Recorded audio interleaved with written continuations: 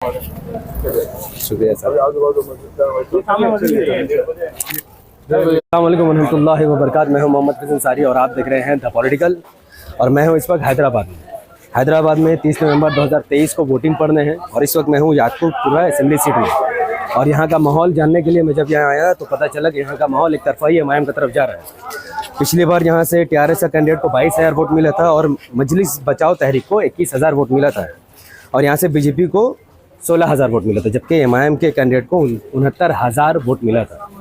और इस बार जो एमआईएम के प्रत्याशी हैं उनको लोग के भी पब्लिक के अंदर काफ़ी जुनून है और ये सीट चूँकि एमआईएम की तरफ एकदम एक तरफा ही जा रहा है। यहाँ पर कांग्रेस का कोई पता नहीं, बीजेपी का कोई पता नहीं, टीआरएस का कोई पता नहीं। बच्चों से बड़े बुजुर्ग हर कोई, उनके ज़बान में सिर्फ एमआईएम का ही नाम यहाँ पर दिख रहा है। तो इस बार हैदराबाद का इलेक्शन बहुत ज़्यादा इंपॉर्टेंट होने वाला है तेलंगाना में, क्योंकि कांग्रेस बहुत ज़्यादा जोर दिखा रही है। राहुल गांधी से लेकर प्रियंका गांधी तक हर कोई ओवैसी साहब के खिलाफ बयान दे रहा है।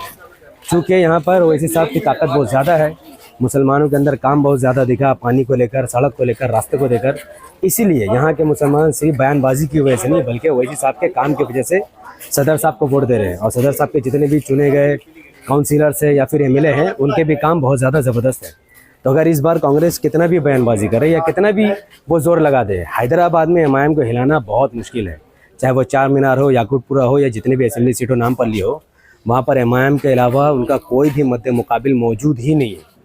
कांग्रेस के चाहे राहुल गांधी उतर जाए या फिर नरेंद्र मोदी जी बीजेपी की तरफ से उतर जाए या फिर टीआरएस की तरफ से उतर जाए, हैदराबाद में एमआईएम को हिलाना लगभग नामुमकिन है। लेकिन फिर भी जितना ज़्यादा कांग्रेस अपनी ताकत तेलंगाना में लगाएगी, इसका फ़ायदा सिर्फ और सिर्फ भारतीय जनता पार्टी को ही होगा। क्योंकि कांग्रेस जहाँ जहाँ अपने उम्मीदवार उतार रही है वहाँ वहाँ वो लोग बीजेपी की मदद कर रहे हैं। जैसे कि पिछले साल याकूबपुरा सीट में कांग्रेस के प्रत्याशी ने 16,000 वोट काटे हैं। अगर कांग्रेस का प्रत्याशी यहाँ पर ना हो और सिर्फ बीजेपी से सीधा सीधा एमआईएम का मुकाबला हो तो बीजेपी को एक भी वोट नहीं मिलता। तो यहाँ पर ऐसे ही है, पूरे भारत में भी ऐसे ही है। जहाँ जहाँ एमआईएम मजबूत है वहाँ वहाँ कांग्रेस ताकत लगा रही है और जहाँ जहाँ एमआईएम नहीं है वहाँ पर बीजेपी को कांग्रेस जीतने को दे रही है। तो बीजेपी को अगर पूरे भारत में कोई हरा सकता है तो वो सिर्फ एमआईएम है, क्योंकि हैदराबाद की आवाम यही करती है, अपने वोट को काटने की जगह, बांटने की जगह सिर्फ एमआईएम पार्टी में ही डाल दे रही है। इसीलिए एमआईएम की यहाँ पर सरकार नहीं है, उसके बावजूद भी अच्छे रास्ते बनना, अच्छे स्कूल बनना, अच्छे हॉस्पिटल बनना, ये बताता है कि आपका कैंडिडेट अच्छा होना चाहिए। तो एमआईएम के जो कैंडिडेट है वो यहाँ पर काम कर रहे हैं, स्कूल कॉलेज हॉस्पिटल बना रहे हैं। ना एमआईएम का कोई मंत्री है और ना ही एमआईएम का कोई यहाँ पर सीएम या फिर कोई डिप्टी सीएम है। फिर भी एमआईएम के एक एक एमएलए, एक स्टेट का एक एक सीएम पर भारी है। और यहाँ पर आप माहौल देख सकते हैं, अच्छा माहौल यहाँ पर चल रहा है। तो ये समझना चाहिए कि एक सीएम जो कर सकता है उससे ज़्यादा एमआईएम का एमएलए और एमपी कर सकता है। और ये काम हैदराबाद में होकर के दिखाया है। लगभग 8 साल से हम लोग ऑफलाइन देख रहे हैं क्या काम चल रहा है और जब ज़मीनी स्तर पर उतरे तो पता चला। आप आगे जाइए। ज़मीनी स्तर पर आकर पता चला कि ओवैसी साहब काम के लिए जाने जाते हैं। उनका भाषण, उनका असेंबली में और पार्लियामेंट में स्पीच देना उससे ज़्यादा ज़रूरी उनका काम है। चाहे यहाँ पर मुसलमानों की हिफाजत हो, यहाँ पर मुसलमानों के लिए काम हो और इवन मुसलमान के यहाँ के हिंदू भी एमआईएम को चाहते हैं। तो इस तरीके से वोट देने का मतलब समझ में आता है कि एमआईएम यहाँ की सबसे पावरफुल पार्टी है, सबसे शानदार पार्टी है और इनका कोई मद्दे मुकाबिल नहीं। इंशाल्लाह शाम की जो रैली होगी उस पर इंशाल्लाह फिर बात करेंगे। और तब तक आप देखिए यहाँ पर जुनून कितना है। एक प्रत्याशी है, 2 काउंसिलर है यहाँ पर और यहाँ पर लोग उनके साथ साथ चल रहे हैं अपना टाइम को निकाल कर। सबको ऐसा भी नहीं है कि लोगों को पैसा दिया गया, ना किसी को पैसा बांटा गया, ना किसी को कुछ किया गया। फिर भी लोग जानते हैं कि यहाँ पर एमआईएम का जितना ज़रूरी है, इसीलिए आम पब्लिक भी एमआईएम के साथ जुड़ी हुई है। 4 बजे मीटिंग में ये तो अपन इमरजेंसी में छोटा दौरा रहता है, शाम का जो भी रहता है, आज ये एक्स्ट्रा एक छोटा हुआ था दौरा आपको भीड़ भी मिलेंगी और परफेक्ट भी रहेगा। ठीक है ना?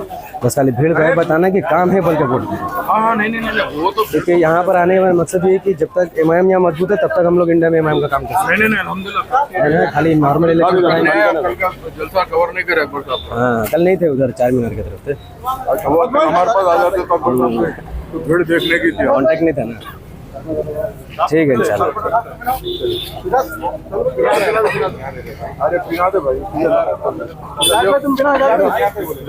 हमारे मेहमान को मेहमान को हमारे शुक्रिया सर।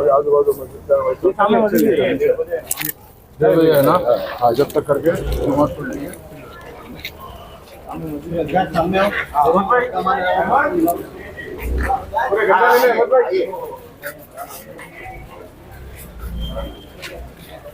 ठीक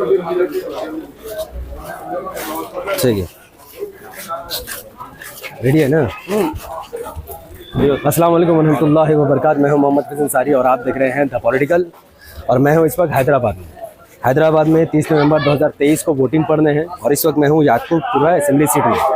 और यहाँ का माहौल जानने के लिए मैं जब यहाँ आया तो पता चला कि यहाँ का माहौल एक तरफा ही एमआईएम की तरफ जा रहा है। पिछली बार यहाँ से टीआरएस का कैंडिडेट को 22,000 वोट मिला था और मजलिस बचाओ तहरीक को 21,000 वोट मिला था। और यहाँ से बीजेपी को 16,000 वोट मिला था, जबकि एमआईएम के कैंडिडेट को 69,000 वोट मिला था। और इस बार जो एमआईएम के प्रत्याशी हैं उनको लोग के भी पब्लिक के अंदर काफ़ी जुनून है। और ये सीट चूँकि एमआईएम की तरफ एकदम एक तरफा ही जा रहा है। यहाँ पर कांग्रेस का कोई पता नहीं, बीजेपी का कोई पता नहीं, टीआरएस का कोई पता नहीं। बच्चों से बड़े बुजुर्ग हर कोई, उनके ज़बान में सिर्फ एमआईएम का ही नाम यहाँ पर दिख रहा है। तो इस बार हैदराबाद का इलेक्शन बहुत ज़्यादा इम्पॉर्टेंट होने वाला है तेलंगाना में, क्योंकि कांग्रेस बहुत ज़्यादा जोर दिखा रही है। राहुल गांधी से लेकर प्रियंका गांधी तक हर कोई ओवैसी साहब के खिलाफ बयान दे रहा है। चूँकि यहाँ पर ओवैसी साहब की ताकत बहुत ज़्यादा है, मुसलमानों के अंदर काम बहुत ज़्यादा दिखा, पानी को लेकर, सड़क को लेकर, रास्ते को लेकर। इसीलिए यहाँ के मुसलमान सिर्फ बयानबाजी की वजह से नहीं, बल्कि ओवैसी साहब के काम की वजह से सदर साहब को वोट दे रहे हैं। और सदर साहब के जितने भी चुने गए काउंसिलर्स है या फिर एमएलए हैं, उनके भी काम बहुत ज़्यादा ज़बरदस्त है। तो अगर इस बार कांग्रेस कितना भी बयानबाजी करे या कितना भी वो जोर लगा दे, हैदराबाद में एमआईएम को हिलाना बहुत मुश्किल है। चाहे वो चार मीनार हो, याकूबपुरा हो या जितने भी असेंबली सीटों नाम पर ली हो, वहाँ पर एमआईएम के अलावा उनका कोई भी मद्दे मुकाबिल मौजूद ही नहीं है। कांग्रेस के चाहे राहुल गांधी उतर जाए या फिर नरेंद्र मोदी जी बीजेपी की तरफ से उतर जाए या फिर टीआरएस की तरफ से उतर जाए, हैदराबाद में एमआईएम को हिलाना लगभग नामुमकिन है।